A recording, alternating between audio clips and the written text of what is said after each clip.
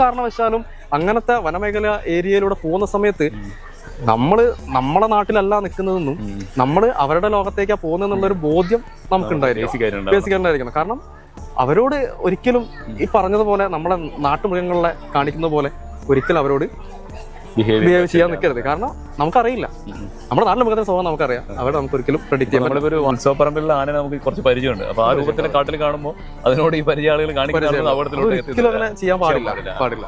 അപ്പം ഞാൻ പറഞ്ഞു വന്നൊരു കാര്യം, ഇത് കോറിഡോർ എന്ന് പറയും. കോറിഡോർസ് ഉണ്ടാവും. ഇവര് സീസൺ അനുസരിച്ചാണ് ഇവര് ഭക്ഷണവും, നമ്മുടെ ബന്ദിപ്പൂരിലെ കാര്യമാണ്. അതെ, ഭക്ഷണവും പിന്നെ ജലവും എല്ലാം തേടി പോകുന്നത്. അപ്പൊ ഇതാണ് മെയിൻ അവർക്ക് വേണ്ടുള്ളത്. അപ്പം ഇത് തേടി പോകുന്ന സമയത്താണ് റോഡ് ക്രോസ് ചെയ്യുന്നത്. പിന്നെ ഒന്ന് ഡിസ്റ്റർബൻസ് ആയിരിക്കാം. പിന്നെ ഉള്ളത് ഇപ്പോഴത്തെ അറിയാലോ, കാലാവസ്ഥാ വ്യതിയാനം. അതെ, പല പഴങ്ങളും ഉണ്ടാവുന്നില്ല, അതിന്റെ സീസണിൽ ഉണ്ടാവുന്നില്ല. പിന്നെ അങ്ങനെ പോകുന്ന സമയത്ത് എന്ത് ചെയ്യും, റോഡ് ക്രോസ് ചെയ്ത് പോയേക്കാം, റോഡിന്റെ അടുത്ത് വന്നേക്കാം. അങ്ങനെ അപ്പൊ ഇങ്ങനെയൊക്കെ സംഭവിക്കുന്ന സമയത്ത് ഒരിക്കലും നമ്മൾ എന്ത് ചെയ്യാൻ പാടില്ല. അതിന് നമ്മൾ എപ്പോഴും എന്താണ്, പുറത്തുനിന്നുള്ളൊരു സംഗതിയാണ്, പുറത്തുനിന്നുള്ള എന്തെങ്കിലും ഒരു വസ്തുവാണ്. അപ്പൊ അതിന് പേടിയോ അല്ലെങ്കിൽ സ്ട്രെസ്സോ തോന്നുന്ന സമയത്ത് അത് എന്ത് ചെയ്യും, അറ്റാക്ക് ചെയ്തേക്കാം.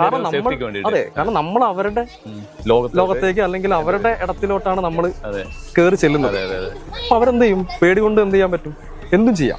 നമുക്ക് ഒരിക്കലും പ്രെഡിക്റ്റ് ചെയ്യാൻ പറ്റില്ല. ഒരു ബിഹേവ് ചെയ്യാൻ നിൽക്കരുത്. കാരണം നമുക്കറിയില്ല, നമ്മുടെ നാട്ടിലെ മൃഗത്തിന്റെ സ്വഭാവം നമുക്കറിയാം, അവിടെ നമുക്ക് ഒരിക്കലും പ്രെഡിക്റ്റ് ചെയ്യാൻ. നമ്മളിപ്പോ ഒരു വാഹനത്തിലൊക്കെ പോകുന്ന ആൾക്കാരാണ്, സേഫ്റ്റി എന്നുള്ളതൊക്കെ നമുക്ക് ചെയ്യാൻ പറ്റുക. ആ ഒരു സമയത്ത് തൽക്കാലം ഹോൺ അടിച്ചിട്ട് നിൽക്കാം. ശരിക്കും നമുക്ക് ഒരു വശം പറയുന്നത്, നമ്മൾ മാക്സിമം അവരെ ഡൊമിനേറ്റ് ചെയ്യാൻ നോക്കുക. പാനൊക്കെ വന്നിട്ടുണ്ടെങ്കിൽ കൂടുതൽ ശബ്ദം ഉണ്ടാക്കുക, നല്ലപോലെ ഹോൺ അടിക്കുക, കൂടുതൽ ശബ്ദം എന്ന് വെച്ചിട്ടുണ്ടെങ്കിൽ 100% നമുക്ക് വിജയകരമായിട്ട് ചെയ്യാൻ പറ്റുമെന്ന് അറിയില്ല. കാരണം നമ്മൾ ഏറ്റവും കൂടുതൽ ഡൊമിനേറ്റ് ചെയ്യുന്ന സമയത്ത് ഇവർ തിരിഞ്ഞോടിയേക്കാം, പേടിച്ചിട്ട് പോയേക്കാം. പിന്നെന്നുള്ളത് മാക്സിമം അവരെ ഡിസ്റ്റർബ് ചെയ്യുന്ന രീതിയിലുള്ള വെളിച്ചാണ് മെയിൻ വരുന്നത്. അപ്പൊ ലൈറ്റ് ഓഫ് ചെയ്തിട്ട് ഇറങ്ങാതിരിക്കുക എന്നുള്ളതാണ് ഒന്ന്. അപ്പൊ ഇങ്ങനെ 1-2 കാര്യങ്ങൾ നമ്മൾ ശ്രദ്ധിച്ചേ പറ്റുള്ളൂ. പിന്നെ വണ്ടിയിൽ ഇറങ്ങാൻ പാടില്ല എന്ന് പറയുന്നേക്കാം. ബൈക്കൊക്കെ ആണെങ്കിൽ ഒന്ന് നോക്കുക, പക്ഷെ തൊട്ടടുത്തൊക്കെയാണ് നമ്മൾ ഓടാതെ വേറെ വഴിയില്ല. വലിയ വണ്ടിയാണെങ്കിൽ പുറത്തിറങ്ങാൻ പാടില്ല എന്തായാലും. കാരണം എന്ന് വെച്ചിട്ടുണ്ടെങ്കിൽ റീസെന്റ് ആയിട്ട് ഒരുപാട് ന്യൂസുകളുണ്ട്, ഡോർ തുറന്നിട്ട് ഡോറിന്റെ ഉള്ളിൽ കൂടെ എല്ലാം ഒരു മകളെ വലിച്ചു കൊണ്ടുപോയിട്ട് കൊലപ്പെടുത്തിയിട്ടുള്ള ഒക്കെ ഉണ്ട്. അപ്പൊ ഇത് കാറൊക്കെ ആവുന്ന സമയത്ത് കുറച്ചുകൂടി സേഫ്റ്റിയാണ്. ബൈക്കെല്ലാം തൊട്ടടുത്തൊക്കെ പെട്ടുപോവാണെങ്കിൽ, കാരണം ക്രോസ് ചെയ്യുന്ന സമയത്തായിരിക്കും നമ്മൾ വന്നിടുക. അവിടെക്കാണ് നമ്മൾ സ്പോട്ടിൽ അവിടെ ഇട്ടിട്ട് ഓടുക എന്നല്ലാതെ വേറെ വഴിയില്ല. അതെ, നമ്മുടെ വിദേശ രാജ്യങ്ങളിലൊക്കെ പിന്നെ ഓപ്പൺ സൂലൊക്കെ ജീപ്പിൽ ഓപ്പൺ ജീപ്പിലൊക്കെ കൊണ്ടുപോകുന്നതാണ് ആൾക്കാർ. സഫാരി അതിലും അറ്റാക്കിംഗ് ഒക്കെ നമുക്ക്